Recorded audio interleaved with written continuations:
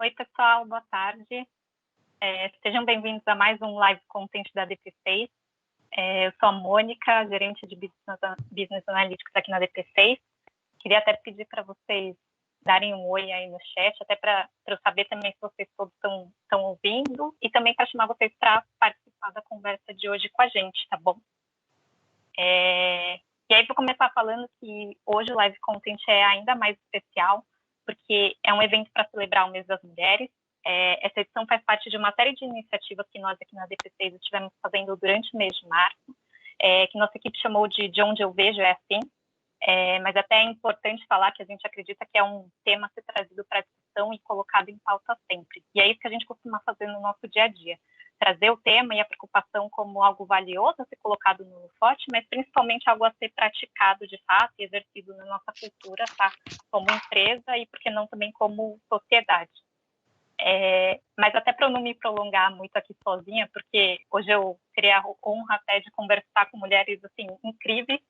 Eu queria começar falando que a ideia hoje é a gente abordar o ponto de vista de diferentes mulheres no mercado, que vão compartilhar com a gente suas vivências, suas experiências, suas expectativas em relação a essa nossa busca por mais respeito, mais representatividade, mais equidade no mercado de trabalho, tá? E aí, para isso, a gente trouxe 3 mulheres incríveis para conversar com a gente. Queria dar as boas-vindas a todas elas e agradecer pelo tempo delas para conversar com a gente hoje, tá? Vou até chamar uma de cada vez aqui. Primeiro, apresentando para vocês a Ebru. Ela é formada em administração de empresas em Istambul, na Turquia. Ela tem mestrado em marketing na ISMT Berlim, Executive MBA na FIA, USP. Atualmente, ela é diretora de marketing de caminhões e inteligência de mercado de caminhões e ônibus da Mercedes-Benz no Brasil. E ela implementou iniciativas de inteligência artificial na empresa e hoje as atividades de marketing são 100% data-driven. Ebru, obrigada pela sua participação e obrigada pela sua presença aqui hoje.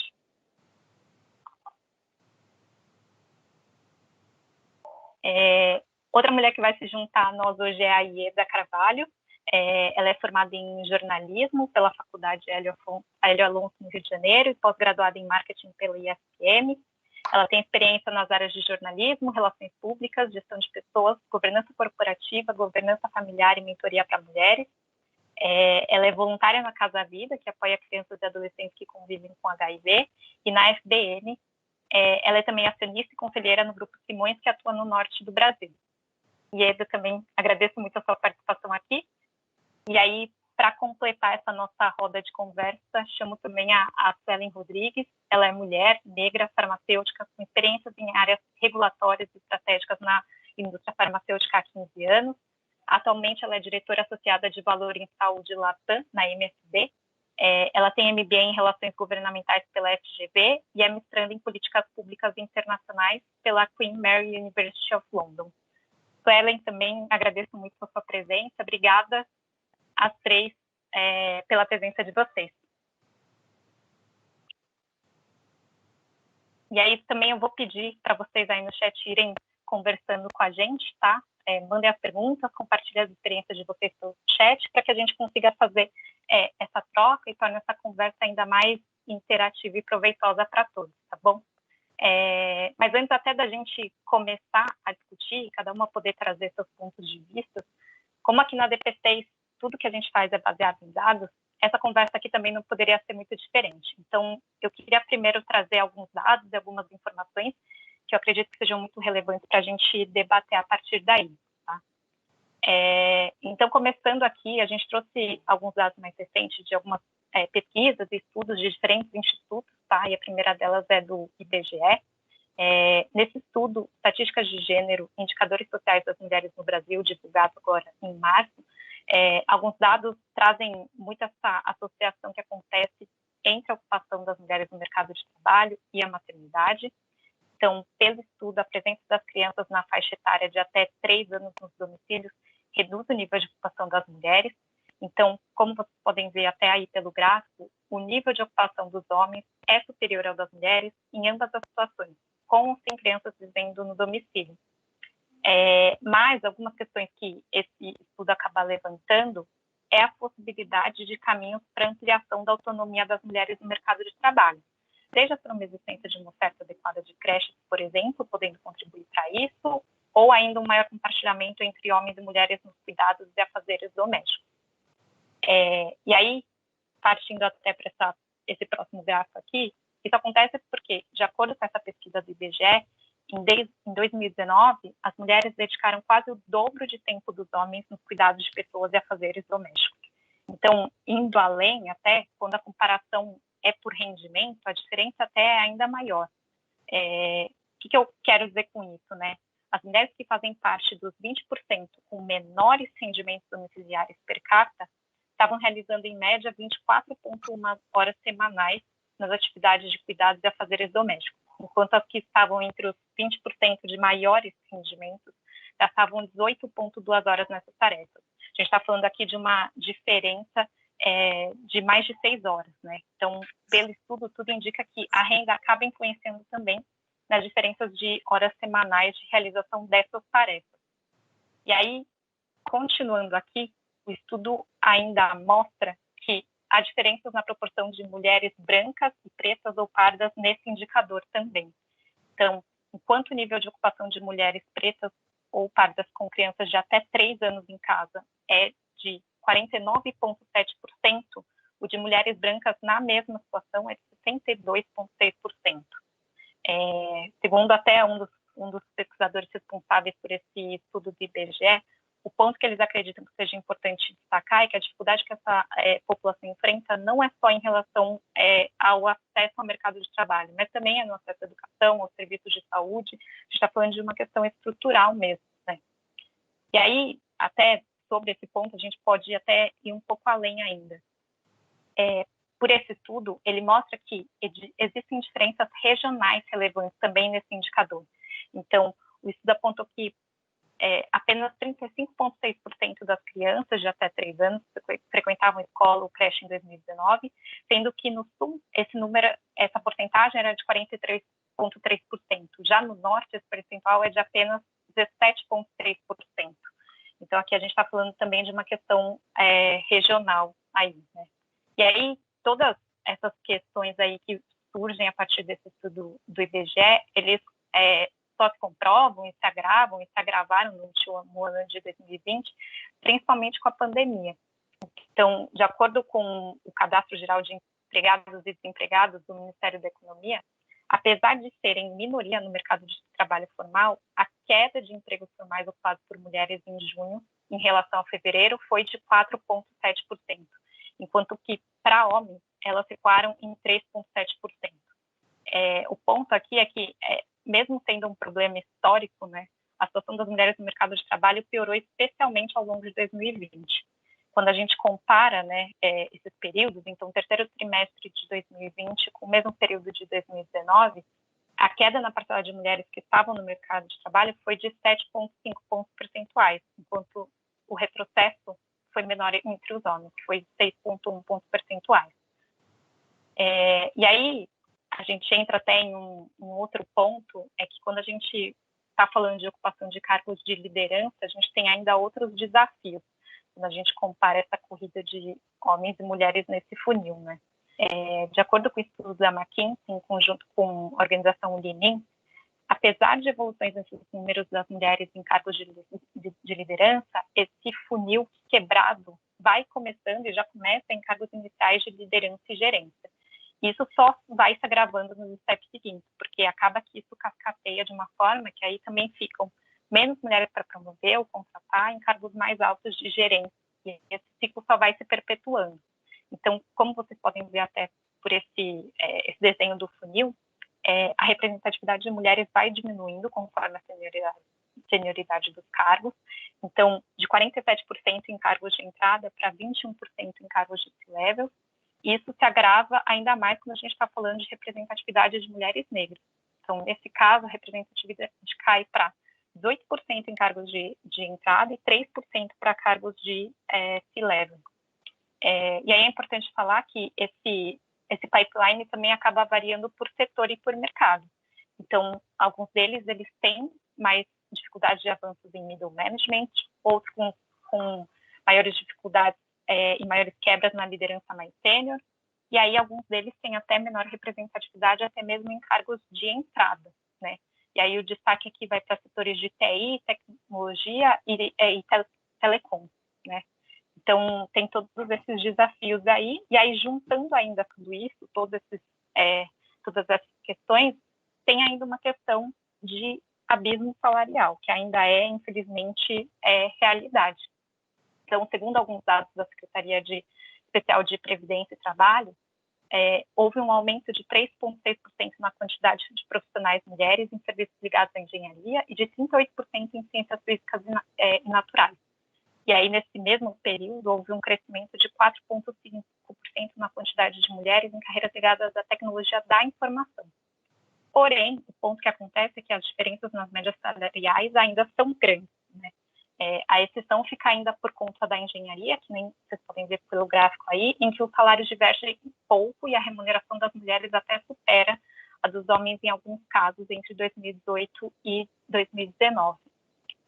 Um outro ponto que acho que é importante falar aqui é que, além dessas diferenças salariais nesses setores, apesar do progresso nas últimas décadas, um ponto que essa pesquisa traz também é que o número global de mulheres pesquisadoras também ainda é muito pequeno. Então, segundo a ONU Mulheres, as mulheres estavam representando cerca de 35% de todos os estudantes matriculados em cursos de exatas.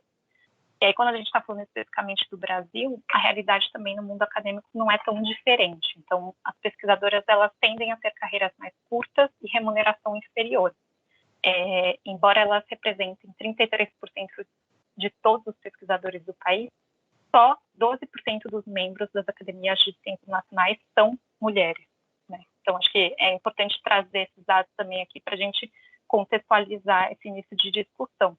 Mas o ponto que eu queria colocar aqui é que é importante a gente conhecer e destacar as movimentações e as evoluções que têm acontecido, né? Então, de acordo com a pesquisa da FIA, que serve de base para o prêmio Lugares Incríveis para Trabalhar, junto com o UOL, as empresas que conseguem criar ambientes saudáveis e produtivos para os funcionários têm mais mulheres na liderança do que a média das organizações no Brasil.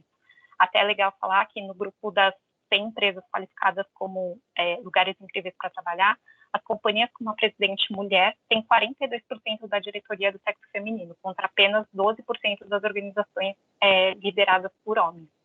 Então, acho que o ponto que eu quero dizer aqui é que existem, sim, evoluções e movimentações acontecendo no Brasil e no mundo, e que eu entendo que a gente precisa trazer isso para a discussão, para servir de aprendizado, de exemplo mesmo, né, e de iniciativas que funcionem, que possam ser utilizadas por diversas companhias.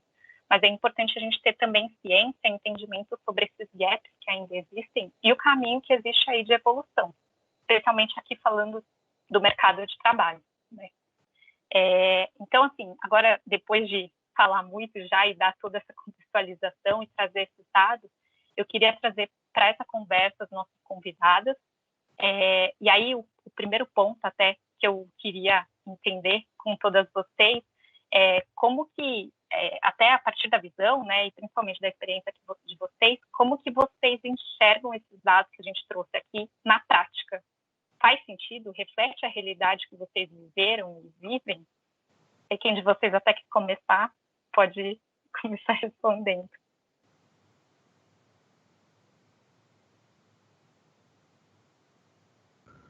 Posso iniciar? Boa noite a todos, obrigada Mônica e a toda a DP6 pelo convite, e as minhas colegas aí de painel, Ebru e Eda, e fazer um agradecimento também pela conexão que foi feita entre a gente pela Patrícia Garrido, que é uma colega que conheço pelo Conselheira 101, e dizer que, da minha perspectiva como profissional dentro de indústria farmacêutica e da área da saúde, os números estão bem condizentes, né, nos recortes que você compartilhou, Mônica, que eu tenho mais proximidade, tanto na parte de assistência à saúde como um todo, e também dentro da indústria farmacêutica, existe um contingente de mulheres na entrada e até a média gerência, mas ela começa a ficar mais rarefeita a nossa presença, e ainda temos, sim, alguns espaços, principalmente dentro da área de negócios, marketing, onde são tomadas a maior parte das decisões, muitas vezes, né, e conectadas com a parte mais sênior, né, seja nacional ou internacional, que minha perspectiva é multinacional,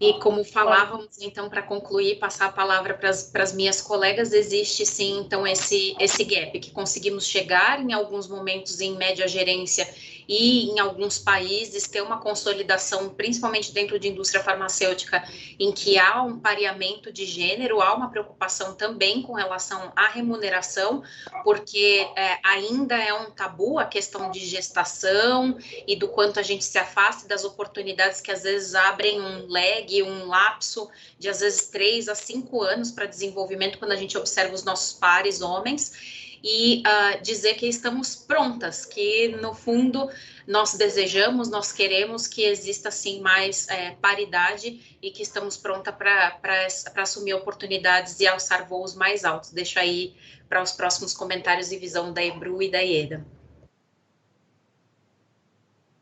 Bom, boa noite. Boa noite também da minha parte. Bom, eu sou a Ebru, né, como a Mônica apresentou. Eu sou da Turquia, por isso que tem esse sotaque, um pouquinho só. Eu também agradeço o convite do DP6 e muito feliz de estar aqui, poder compartilhar um pouquinho também da visão. Eu estou aqui no Brasil já faz 10 anos, né, na indústria automobilística, então já tenho uma ideia bem formada aqui no Brasil, mas também consigo trazer um pouquinho olhar também de fora, porque eu iniciei minha carreira na Turquia e trabalhei na Alemanha também por um bom tempo, e assim, são 3 lugares diferentes, a gente está falando da Ásia, da Europa e da América Latina, né? E, infelizmente, eu acho que os números não mudam muito. A representatividade da mulher, diversidade como um assunto nas empresas, eu acho que ainda é um ponto muito crítico, né? Na indústria como todo, no automotivo, setor automotivo, eu acho que apenas 20% talvez da liderança hoje é mulher, apenas 4% eu acho que é negro e o resto é branco, então tem ainda essa divisão também, e eu acho que, por isso que um assunto muito importante de realmente a gente discutir, porque é uma coisa um pouco até normal, né? Quanto mais tem, quanto mais as pessoas estão contratando o mesmo perfil, é um padrão que tem que quebrar.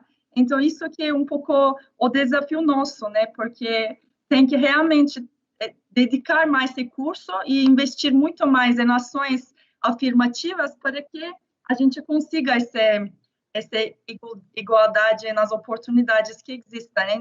Então, talvez a minha colocação aqui, essa situação é uma coisa mundial, realmente não muda dependente do continente, do país, da cultura. Talvez alguns lugares têm mais, outros menos, mas eu ainda não vejo assim um lugar ideal e exemplar que a gente poderia até utilizar como benchmark hoje no dia. Ainda não chegamos nesse nível. Olá, eu sou a Ieda, também quero dar boa noite e agradecer também toda a equipe da DP6 e agradecer a Fernanda Murada, que também foi quem me indicou para participar junto com vocês desse dia tão especial. Também, como a Mônica me apresentou, eu sou do norte, eu sou do Amazonas, nascida, criada, caboquinha daqui mesmo, com muito orgulho, amo a minha terra. E o Amazonas, no modo geral, como nós temos o polo industrial aqui, foi interessante que durante anos, né, a base nossa dos anos 60 para cá é essa mistura de pessoas que vêm do Brasil inteiro para trabalhar. E isso acabou sofrendo, porque normalmente quem se deslocava eram os homens, né? Era um homem que trazia a família, o gerente, o diretor que vinha para cá. Então, há também esse gap, há esse distanciamento que acontece nas outras culturas. E para eu não me alongar muito, eu concordo com as meninas que algo precisa ser feito. Eu acho que há um movimento, já eu sinto esse movimento grande. Na empresa da qual eu trabalho, nós hoje temos... um tabu, é uma empresa que trabalha a parte de bebidas. Então, imaginem vocês, tem toda aquela parte de distribuição, né, entregando caixa de refrigerante, carregando caminhão. Então, existe um lado de um esforço físico, humano, que normalmente é visto apenas para homens, e o outro a parte de mecânica. Mas até muito tempo, assim, a mulher ficava com uma diretoria de DHO. Hoje nós temos, por exemplo, a nossa diretora de logística, Renata, que faz um trabalho fantástico, e ela que cuida diretamente de todas essas equipes braçais, digamos assim. Então, começa realmente esse movimento de dizer nós podemos estar onde nós quisermos, precisamos estar preparadas, termos as habilidades e as competências para o cargo e correr atrás desse espaço que nós merecemos ter também. Legal, muito obrigada, de novo, reforçando o agradecimento pela presença de vocês três. E até acho que, pegando o link da Ieda, que ela comentou um pouquinho até da própria empresa e do setor que ela atua hoje, eu queria entender com vocês também, aí Ebru e Suelen, mas também se a Ieda quiser complementar, como que vocês sentem que as empresas, e aí até colocando os próprios homens, enfim, nesses setores, nesses mercados que vocês atuam ou atuaram, têm se relacionado em relação às mulheres, têm se comportado em relação às mulheres, pela experiência, pela vivência de vocês.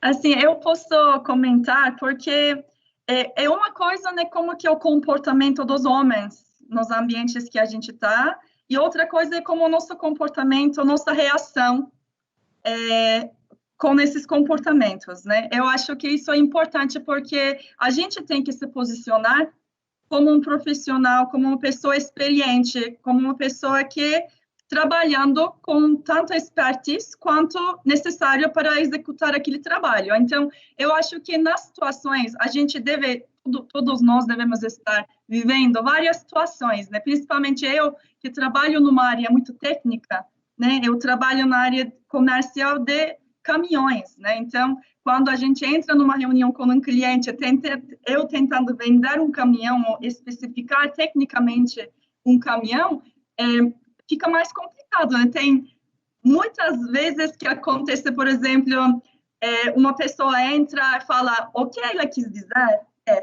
né? Tipo, tem uma explicação das coisas que a gente já explica, já sabe explicar, só que não existe ainda uma certa confiança, né?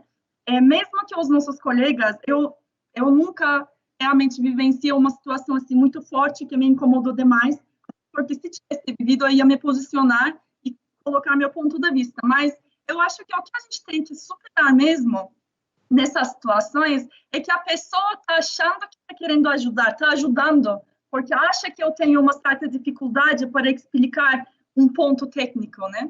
Só que não, na verdade, só que a gente é igual ao nosso conhecimento, cada um tem a área que domina mais, sabe mais. Então, eu acho que neste caso realmente cabe muito mais a gente demonstrar essa confiança, demonstrar realmente nossa expertise, nossa experiência, nossas observações, colocações, quando é necessário, mostrar também o nosso lado mais vulnerável, né? Eu não tenho que saber tudo, tem várias situações onde eu não tenho uma resposta e encarar essas situações numa forma realmente numa forma confiante, eu diria isso, né? Então, eu acho que isso que é realmente importante. Em algumas situações discuto, né? Mas nem sempre eu entro nessa batalha, sabe? Eu acho importante a gente escolher como mulheres e também minoria, né, nesses grupos, escolher qual batalha a gente quer entrar e o porquê, porque também não precisamos nos desgastar, é apenas ter a confiança e mostrar para todo mundo que a gente sabe do que a gente está falando e a gente está fazendo, executando esse trabalho porque realmente tem o que é necessário, né? Então, eu vejo mais nesse ponto de nosso posicionamento e nosso comportamento contra nessas situações, eu diria. Adicionando ao que a Ebru falou, concordo plenamente com o que a Ieda trouxe também.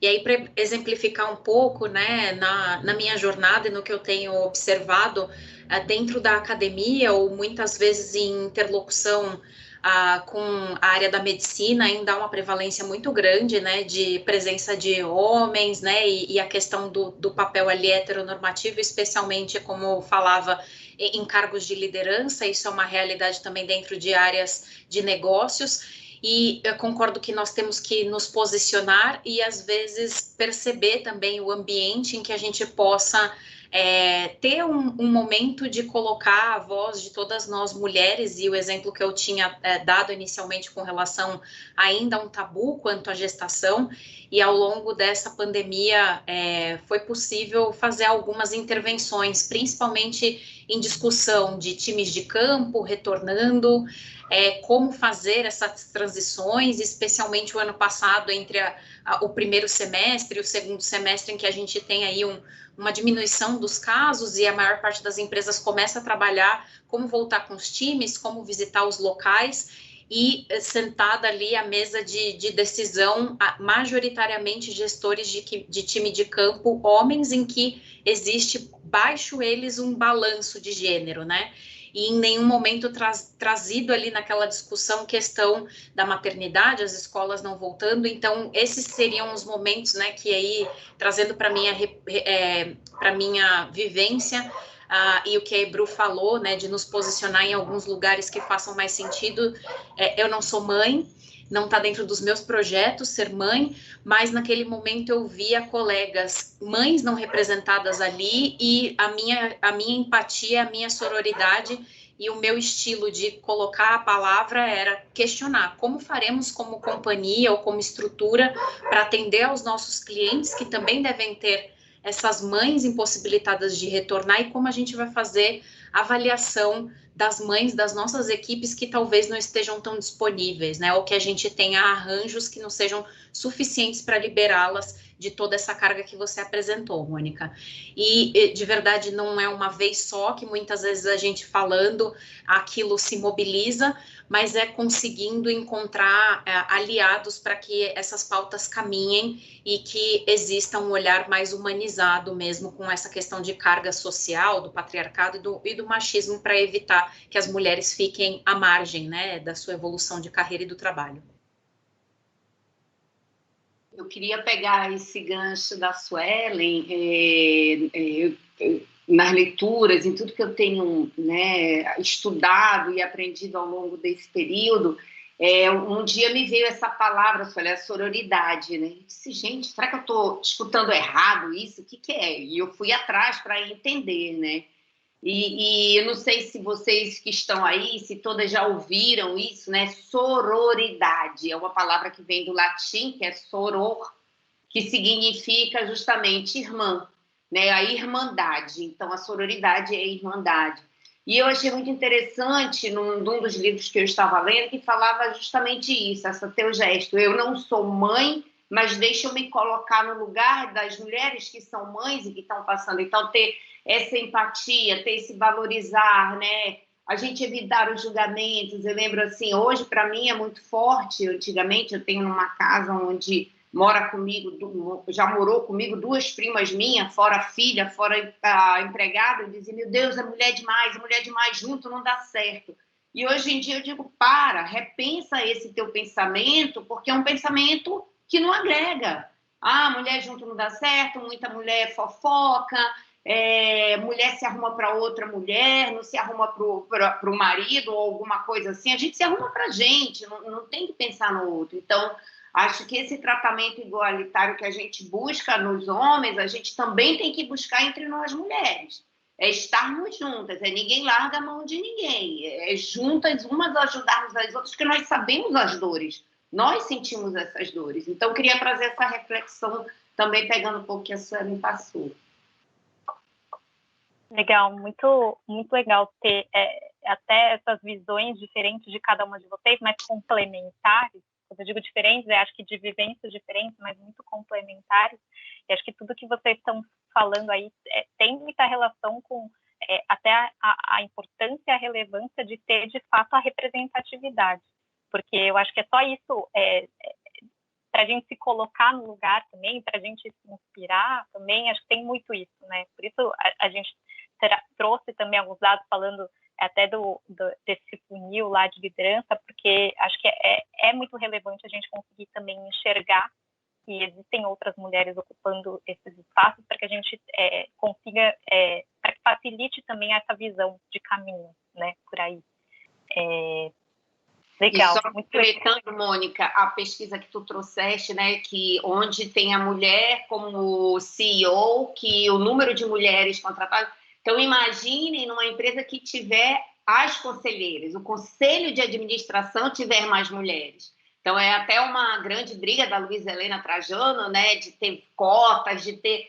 Eu não sei se eu sou a favor ou contra a cota, ainda não cheguei nesse estágio, mas... Com certeza, se nós tivermos conselheiras, muito mais poderemos fazer para que isso desça realmente para toda a empresa.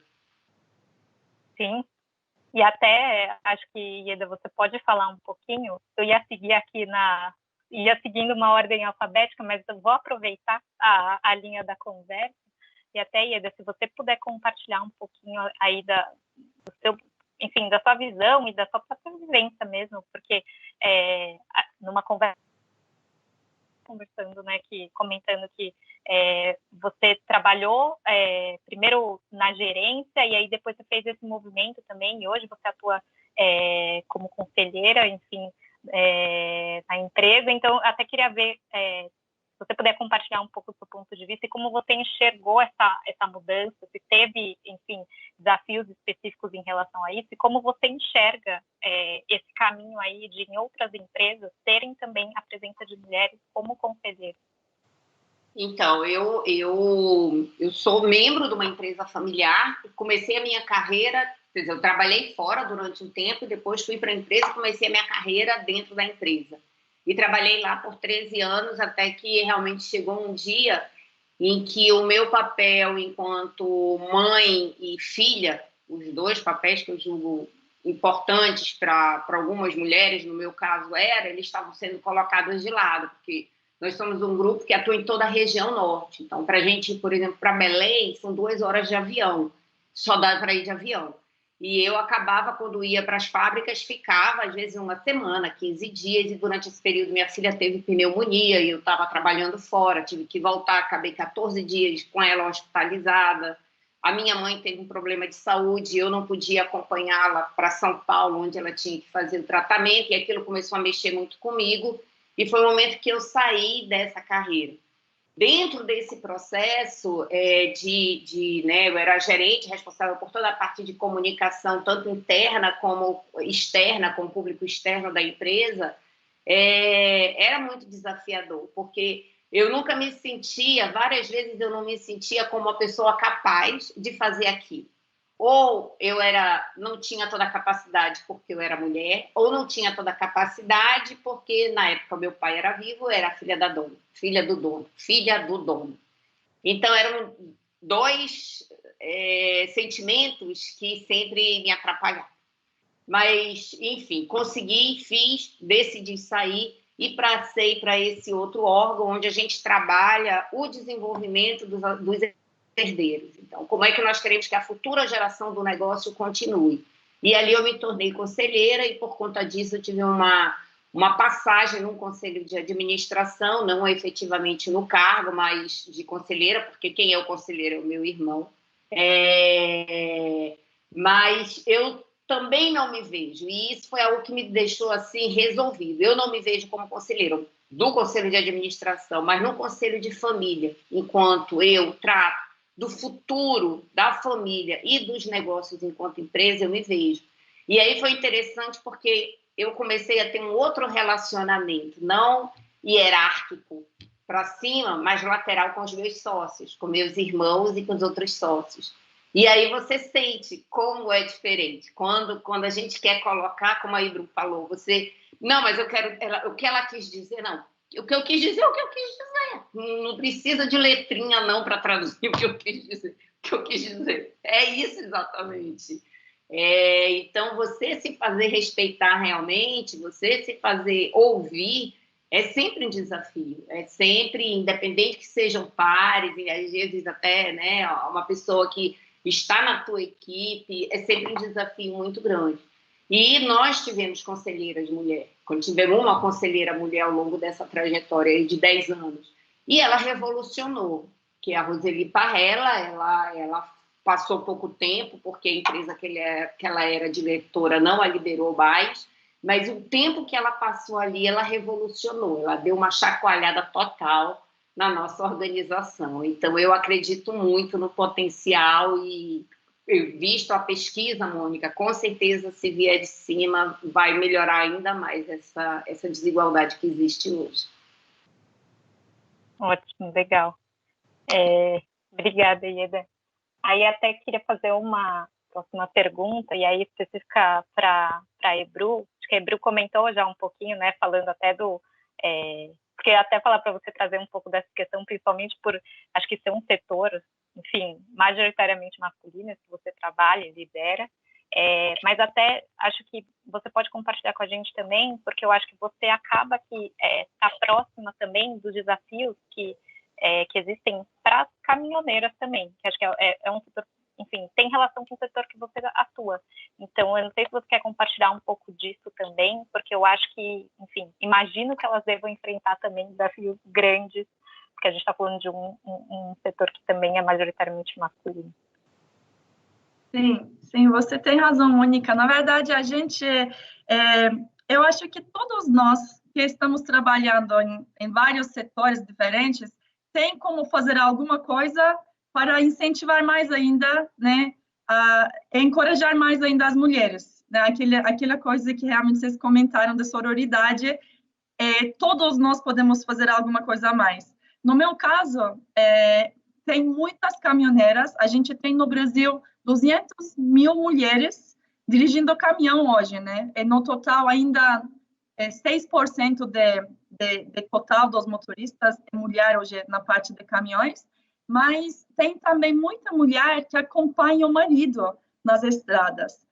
Eles viajam como família, né? Então, as estradas, a gente sabe como são as condições, né? E para a mulher, então, quase não tem estrutura nenhuma.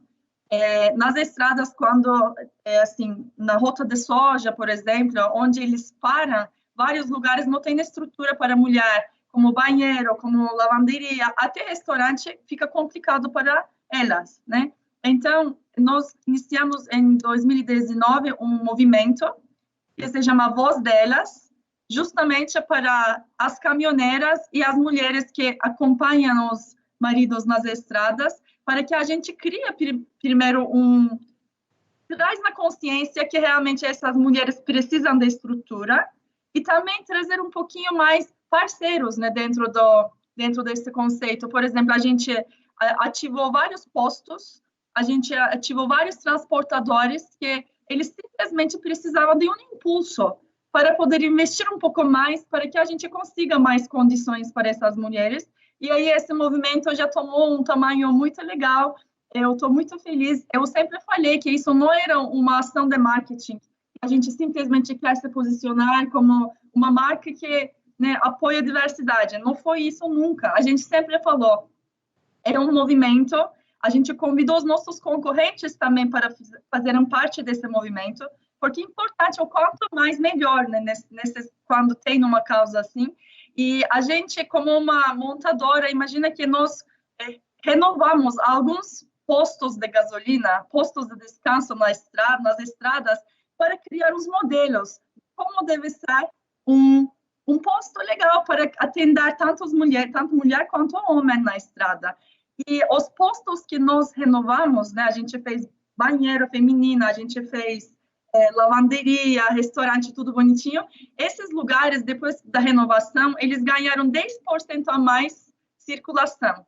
Ou seja, não foi apenas um investimento que ajudou, obviamente, as mulheres, mas também ajudou os estabelecimentos. Então, criar essa consciência eu acho muito importante e todos nós, quem está assistindo, quem está trabalhando em qualquer setor, consegue achar alguma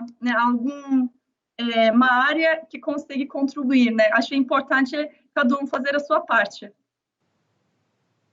Que legal, Bru. Legal compartilhar isso com a gente. Acho que é interessante, até para, enfim, acho que esse espaço também é muito para a gente compartilhar essas ideias e iniciativas que já existem e que vocês conheçam, até para que isso se potencialize, né? Às vezes uma iniciativa que é legal, outras empresas ou outras pessoas podem se interessar também e replicar isso. Acho que a ideia é essa que você falou, de, no final das contas, a gente quer que isso tome uma proporção maior. Antes até de fazer uma pergunta aí específica para a Suelen, vou pedir para o pessoal que estiver assistindo aí, se tiverem perguntas, mandem para a gente, que acho que a ideia também é a gente conversar um pouco com vocês aí, tá? Então, mandem por aí que a gente traz essa conversa aqui logo em seguida. E aí, Suelen, se você puder contar também um pouco para a gente, um pouco aí do seu caminho até a liderança. E aí, uma coisa até que a gente estava conversando antes é que, e que você trouxe também, por mais que falhe ainda, a gente está falando de um setor que tem um viés científico, enfim, que é essencial. E aí eu não sei se você sente que são desafios diferentes, como que você enxerga isso? E se você vê hoje outras mulheres ocupando cargos de liderança ao seu lado também, no mercado que você está. Obrigada pela pergunta, Mônica. E compartilhando um pouco, eu me sinto muito privilegiada, né? Me identifico e tenho cada vez mais mergulhado a questão das interseccionalidades, né? Quando a gente fala de diversidade e inclusão. E para mim, o meu ponto, né? O meu recorte, não consigo me apartar da questão de raça. Então, por isso que me apresento, né? Mulher negra.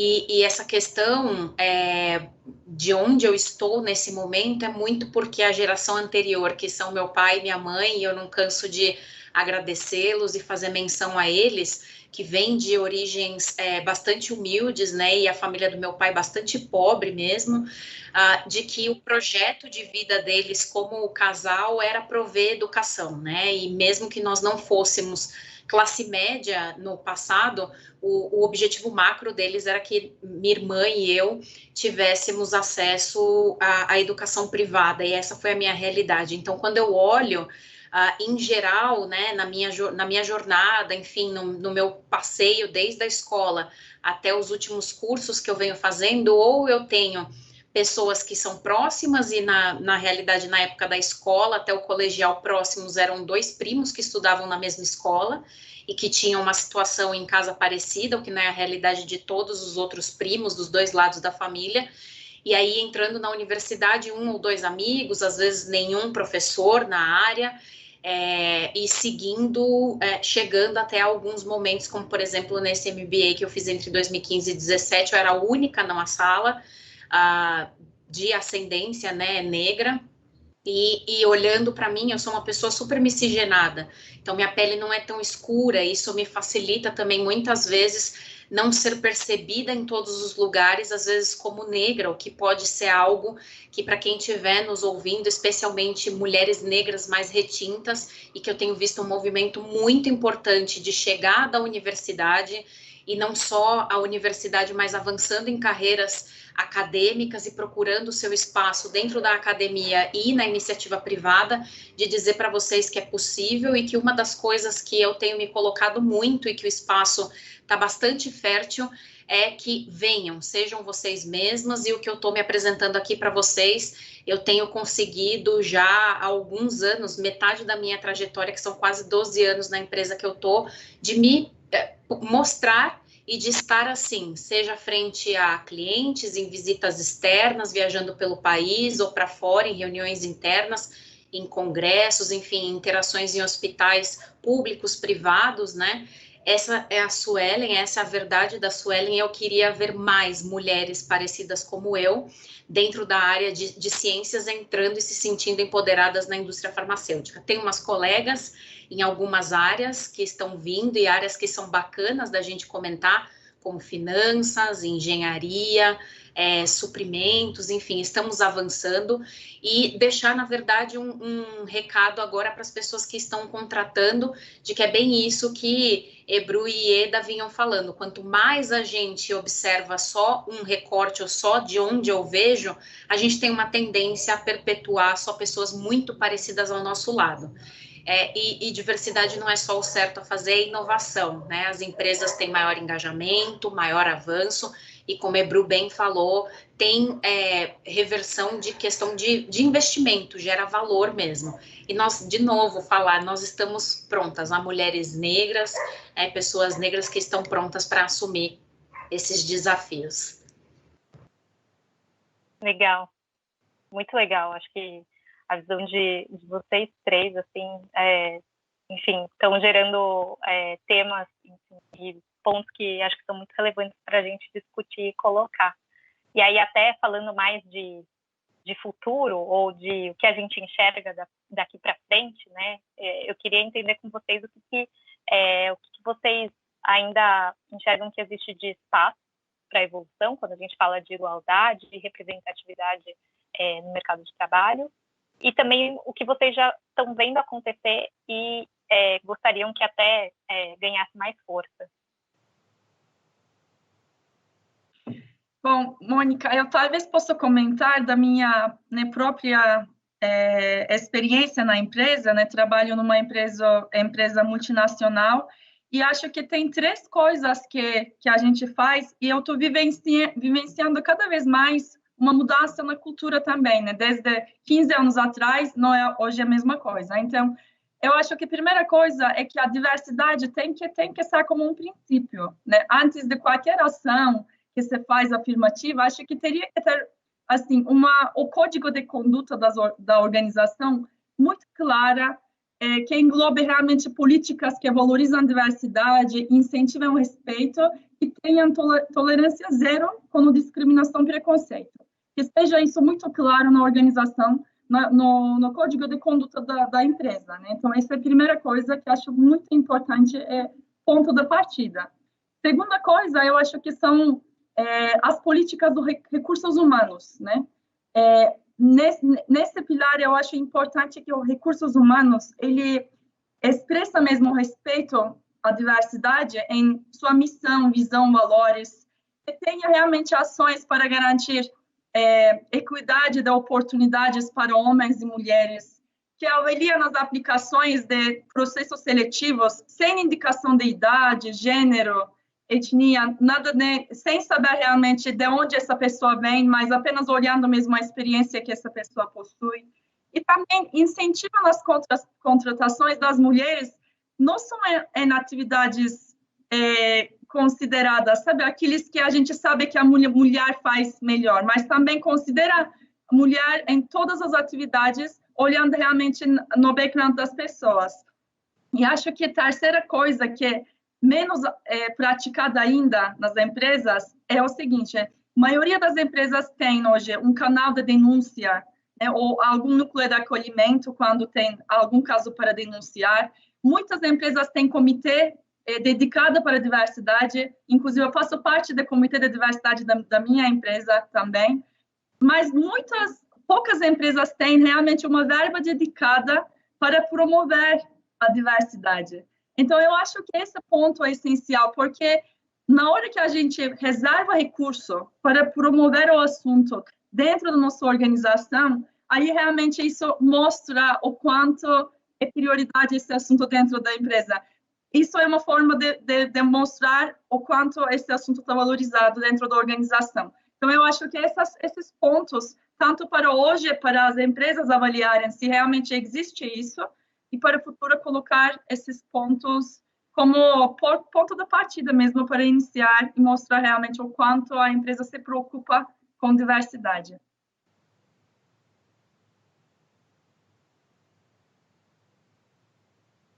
Ótimo, super de acordo. Ieda, Suelen, vocês querem complementar? Eu concordo, acho que tudo isso que a Ebru falou, eu concordo que realmente é preciso. Eu acho assim, durante muitos anos haviam tem aqueles relatórios no início do ano em que já se falava de homens e de mulheres na organização, mas efetivamente não se tomava uma ação. E agora, cada vez mais as empresas tomam as ações porque entendem realmente isso como um valor para a organização como um todo. E eu gostaria de puxar um outro ponto que, para mim, eu entendo muito relevante, que é a questão da educação. Então, quando eu penso em educação, eu penso tanto na formal, nas escolas, nos colégios, nas universidades, como dentro de casa também. Porque existe essa coisa que a gente traz de próprios ditados, brincadeiras, que lugar de mulher é na cozinha, que a mulher sabe dirigir fogão, essas coisas que faz parte da nossa estrutura mas que a gente, através da educação, pode mudar esse perfil, pode mudar essa mentalidade, né? Aquela coisa de que a menina ela tem que ser, né, delicada, afetuosa, e o menino tem que ser rude. Gente, não existe, são qualidades humanas isso. Você ser delicado, independe se você é menino, ou quem está no meio disso. Isso são qualidades humanas que todos nós temos que ter. Ser delicado, ser respeitoso, saber ser vulnerável e não rotular as pessoas por algo que o passado nos ensinou que era correto. Então, acredito que esse é um momento muito importante de nós, enquanto pais, enquanto adultos, enquanto tios, tias, começarmos a prestar atenção que tipo de mensagem eu estou levando para as crianças, que tipo de mensagem eu estou levando para o meu sobrinho adolescente. Quando eu digo para ele que ele não pode chorar, como é que tu não sabe o que tu vai fazer no vestibular, rapaz? Tu já tá aí tamanho homem nessa idade e o menino tá lá se tremendo, quer dizer, eu não posso falar para o meu tio que eu não sei o que eu quero ser, que isso é natural. Então, acho que é o momento também da gente começar a revisitar e a rever tudo isso que nós aprendemos ao longo de muito tempo e entender que são qualidades humanas e não são características de homem ou de mulher. Esse é o meu ponto de vista. Adorando as mensagens, obrigada, meninas. O que eu queria contribuir, que eu tenho visto, Mônica, é que algumas companhias estão de verdade quebrando o que eu estou insistindo um pouco, que eu defendo mesmo, porque eu sou apaixonada por criança e sou tia, amo de paixão quem eu tenho ao redor, que são as crianças da minha vida. E dizer que tem companhias que estão valorizando justamente o que a Ebru trouxe, né? A experiência, o background, e trazendo para dentro da organização ou promovendo mesmo que a mulher esteja gestante.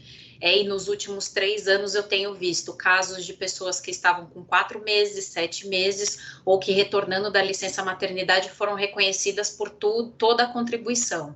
E que voltando também dessas licenças, né, ou sendo contratada em 4 meses, sendo promovidas, valorizadas, recebendo projetos estratégicos, que de novo é uma fase, é um período, e que quem estiver nos ouvindo, que está planejando crescer família, que não se exclua de processos seletivos, de que esteja à frente da sua carreira, que continue construindo o seu networking, identificando como apresentar de forma estratégica a sua experiência e verbalizando os seus desejos, né? E eu vejo que há uma movimentação também importante para que a gente continue caminhando nessa parte, não só de valorizar a mulher e não identificar como um período, né, de fertilidade ou de expectativa de que se cresça a família, que a mulher não vai contribuir para a empresa, de olhar também para o recorte de conformações familiares em que existe um companheiro ou uma companheira que possa ter uma licença paternidade ou uma licença que esteja em uma licença parental, que tem lugares que estão ampliando também o tempo para tentar trazer paralelos para a nossa sociedade que amplie o tempo de estar juntos como família e que principalmente os homens que estejam recebendo esse direito de um tempo mais prolongado do que só os dias garantidos por lei, né, que assumam esses dias, que estejam esses dias, porque são primordiais para ter essa percepção de que não é um ajudando o outro, é a construção realmente de uma família e de um encaminhamento. E mulheres não abandonem seus networking, sejam agressivas numa medida que caiba para a verdade de vocês e não deixem experiências ou oportunidades passarem por qualquer um desses vieses que a gente ainda tenha como sociedade.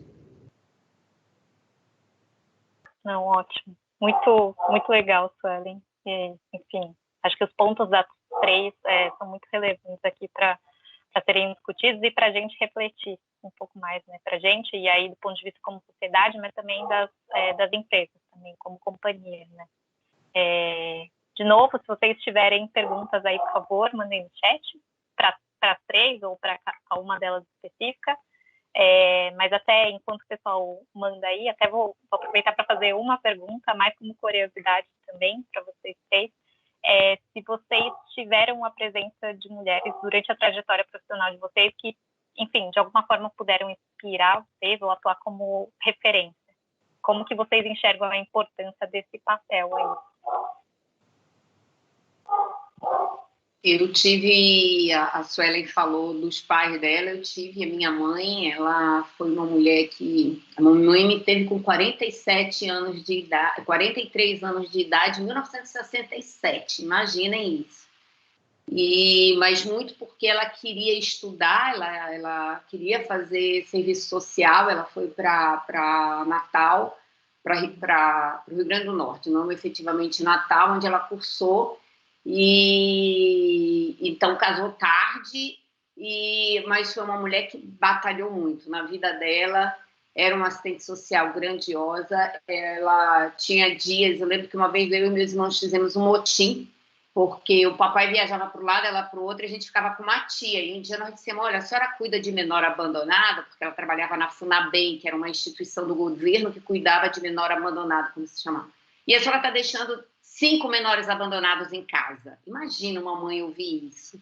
E ela conseguiu nos mostrar a importância daquele trabalho que ela fazia, o como ela atendia pessoas que precisavam do trabalho dela, e como, ao mesmo tempo, ela cuidava dos 5 filhos, cuidava da casa, apoiava meu pai, e meu pai apoiava ela, e ela cresceu. Então, para mim, a minha maior referência realmente é ela. Foi uma mulher que me ensinou muito, que eu sinto muita falta, porque ela já foi, e hoje gostaria de perguntar, então, conversem com as suas mães, viu? Busquem dela tudo o que vocês querem saber, porque depois que se vão, a gente fica só com aquelas perguntas que não foram feitas, não deu tempo de fazer.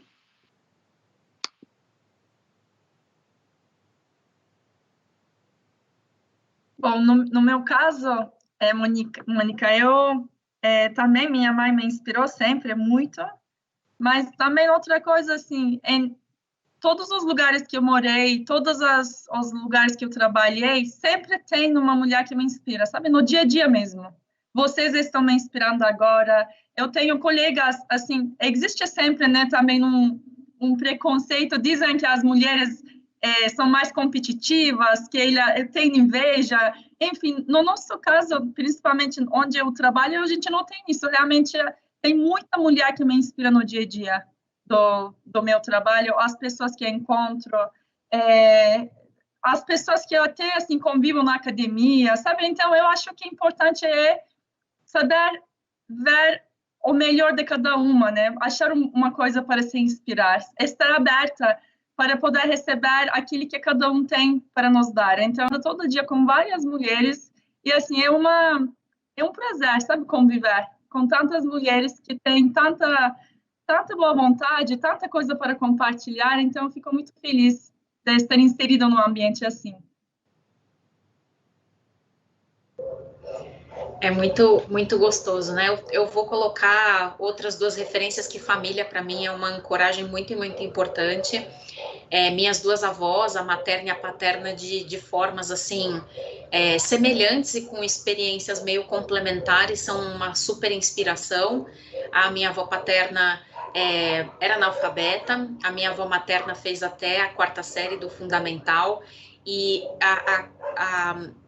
a inteligência, não sei, a questão, às vezes, a gente procura muito se inspirar para, às vezes, subir em hierarquia, em coisas que a gente veja mais para o alto, mais para cima ou para fora, e elas são mulheres, né, muito fortes e que continuam me inspirando e que faziam discursos impressionantes mesmo com pouca educação formal, as 2, né?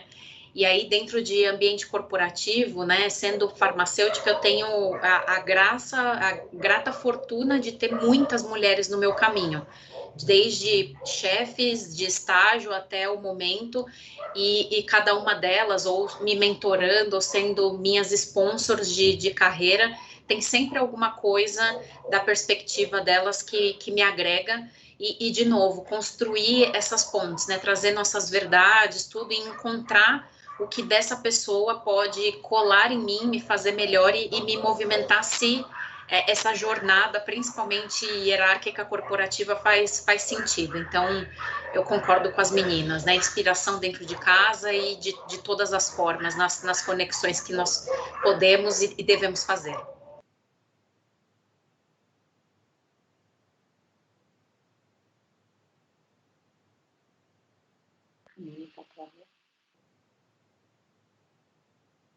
Mônica.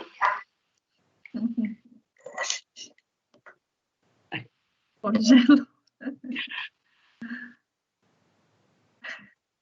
Caiu. E agora? Eu tenho eu queria dar para vocês compartilhar, a Mônica ainda agora tinha falado, eu estou fazendo parte, gente, de um programa chamado Mentoria Colaborativa Nós por Elas. É um programa da Edna Vacelo Goldoni, em que de 2 em 2 meses abrem-se essas inscrições e só mulheres. As mentoradas têm que ser mulher, são todas mentoradas. Hoje nós estamos na 5ª edição, já com 280 mentores e mentoras, mentorando 280 mulheres. É gratuito, totalmente gratuito. São 4 sessões de mentoria que acontecem durante um mês e temos tido resultados maravilhosos. Então, se você estiver querendo fazer uma mentoria, mês que vem vai abrir a 6ª edição, procura no Instagram IVG, que é Instituto Vacelo Goldoni, lá dá as inscrições. Nessa última sessão se inscreveram 1.300 e poucas mulheres para apenas 280 vagas. Então, se você quer fazer um processo de mentoria gratuito com pessoas fantásticas de todas as áreas, anotem essa dica aí, que está sendo muito bom. Ai, gente, legal, obrigada. Eu não sei se vocês perceberam, mas eu tive um pequeno problema de conexão e caí. Obrigada por terem seguido até aí. Voltei, acho que está todo mundo ouvindo, mas também acho que a gente já deu o nosso tempo aqui, já demos esse período de 1 hora. Quero muito agradecer a presença das 3, tá? Ebru, Ieda, Suelen, muito, muito obrigada. Vocês trouxeram questões aqui muito legais para a gente discutir. Acho que essa conversa a ideia é que essa conversa continue em outras redes. A gente aqui na DPC fez um mês completo aqui falando muito desse tema relacionado a mulheres, e aí até quero pedir para todo mundo que tiver depois mais perguntas, manda para a gente, que a gente vai de alguma forma respondendo. Mas, de novo, obrigada, muito obrigada a vocês 3. Tenho nem palavras, é uma honra ter conversado com vocês hoje. Obrigada, Mônica. Obrigada também, quero agradecer. Foi uma hora de muito aprendizado, meninas. Adorei ouvir a história de vocês, as percepções de vocês de mundo. Só me ajudou, só me faz crescer mais. Legal, obrigada, Suelen. Obrigada. Obrigada, queridas, pela experiência e por tudo compartilhado. Concordo com a Ieda, aprendizado mesmo. Seguimos dialogando. Ótimo, muito legal. E aí, agradecer a todo mundo que assistiu, e para quem quiser acompanhar os outros conteúdos, assim como eu falei, por favor, acompanhe a gente nas redes, tanto no LinkedIn, Instagram quanto Facebook. E aí, até por fim, a gente sempre costuma mandar no fim de todos os live contents aqui da DPCs, a gente manda um formulário pedindo feedback de vocês, para vocês darem o ponto de vista de vocês também, porque a gente usa de insumo para os próximos eventos. Então é isso. Muito obrigada e até o próximo live content. Até mais. Até mais. Obrigada. Obrigada, meninas.